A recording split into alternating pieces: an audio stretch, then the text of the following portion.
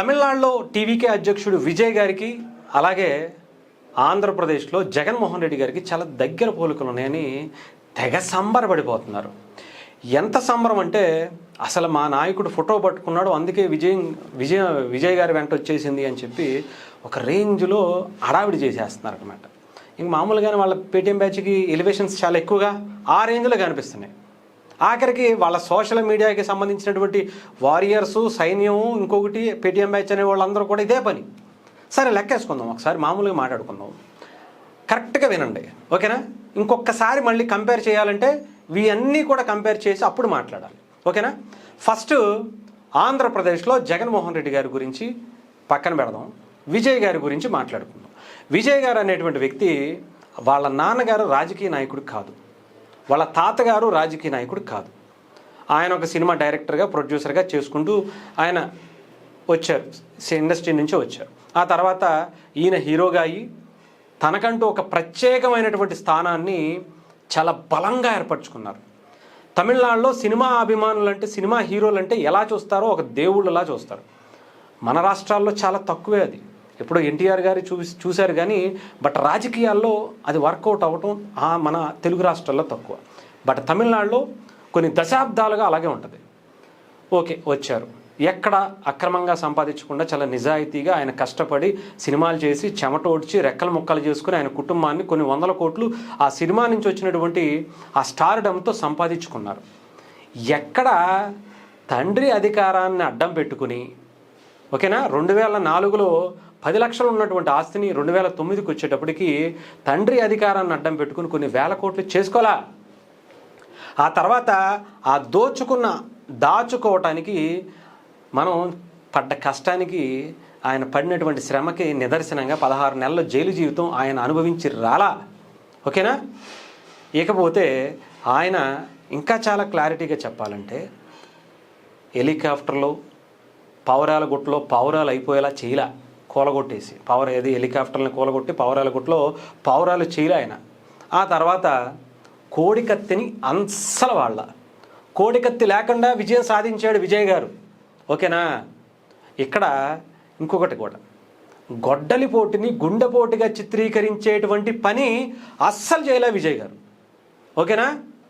అది కూడా సొంత బాబాయినే అస్సలు చేయలేదండి. అలాంటి ఆలోచన కానీ అలాంటి రాజకీయం కానీ తమిళనాడులో ఎక్కడా కూడా చూడలే, ఓకేనా? ఇకపోతే తల్లిని చెల్లిని అక్రమంగా సంపాదించినటువంటి ఆస్తి కోసం వాటాకు వస్తే మెడపట్టుకుని గోడకేసి గుద్ది బయటికి గెంటేయటమే కాకుండా సొంత తల్లిని, కన్న తల్లి మీద రంకులు అంటగట్టినటువంటి చరిత్ర ఆయన మాత్రం పూసుకోవాలి, అస్సలు చేయాలి అలాంటి కార్యక్రమం. చెల్లి రాజకీయంగా ఆయన ఎదుగుదలకు పాదయాత్రలు చేసి సపోర్ట్గా నిలిస్తే ఆ చెల్లికి కూడా రంకులు అంటగట్టడం అనేది మాత్రం ఆయన అస్సలు చేయలేదు, నాకు తెలిసి చేయడనే అనుకుంటున్నా. ఇకపోతే ఎలక్షన్స్ దగ్గరికి వచ్చేటప్పటికి గులకరాయితో అస్సలు కొట్టించుకోవాలి. ఆయన మాత్రం హ్యాపీగా అక్కడ కొన్ని ఇష్యూస్ జరిగినా కానీ ఆయన జాగ్రత్తగా ఆయన రాజకీయం చేసుకున్నారు తప్ప ఇంకొకటి చేయలేదు. ఇంకా బాగా చెప్పాలంటే విజయ్ గారి గురించి కూడా పక్కన పెట్టేద్దాం. అధికార పార్టీలో ఉన్నటువంటి డిఎంకే అధ్యక్షుడు స్టాలిన్ గారు కూడా, లేదా ఆ కరోనాతో పోల్చినటువంటి కరోనా లాంటి మనిషి ఉదయనిధి స్టాలిన్ కూడా ఎక్కడ రాజనీతి తప్పల.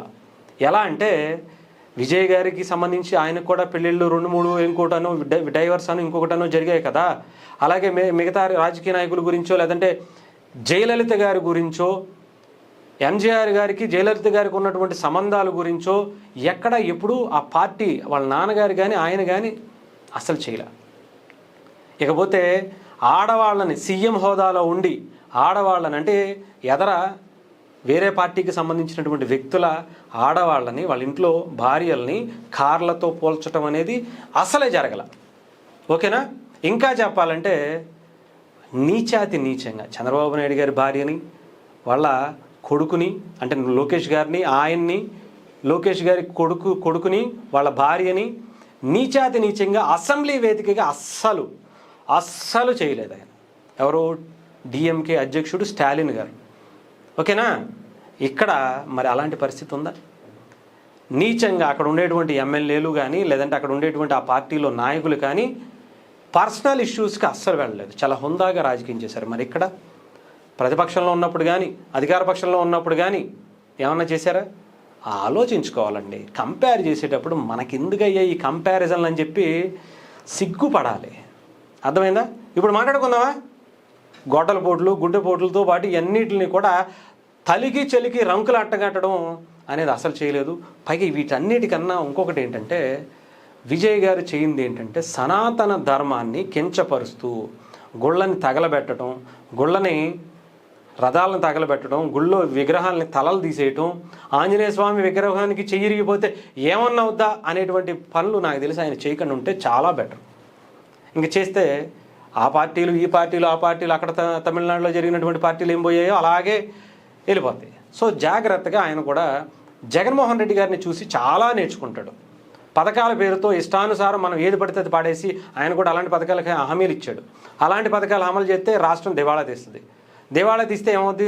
అభివృద్ధి ఉండదు, ఏమీ ఉండదు, ఉన్నవన్నీ సంకనాగిపోతాయి.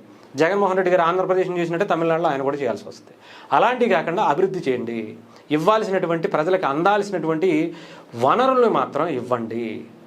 హక్కుగా వాళ్ళు తీసుకునేటువంటి ప్రాథమిక అవసరాల గురించి విద్య, ఉపాధి, వైద్యం ఇలాంటివి ఫ్రీగా ఇచ్చినా పర్లేదు, కానీ వేరే మాత్రం ఇవ్వద్దు అని జగన్మోహన్ రెడ్డి గారిని చూసి నేర్చుకోండి.